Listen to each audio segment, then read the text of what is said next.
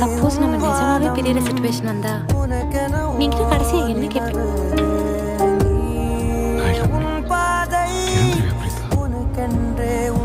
என்னால நான் விட்டு போயிட மாட்டேன்.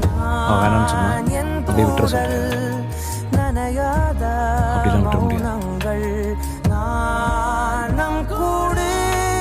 தனிமையை நீக்கும் பாடல்கள் புன்னகையின் பின்னணியில் சிலரில் சோகம் எப்போதும் யாரென்றே நீ அறியா இதயங்களில் மழையானாய் நான் என்றே கண்டோம் ஏன் பொழியாமல் நீங்கி போனாய் உறவே என்னை மறந்து நீ உந்தன் கனவுகள் துரத்தியே போ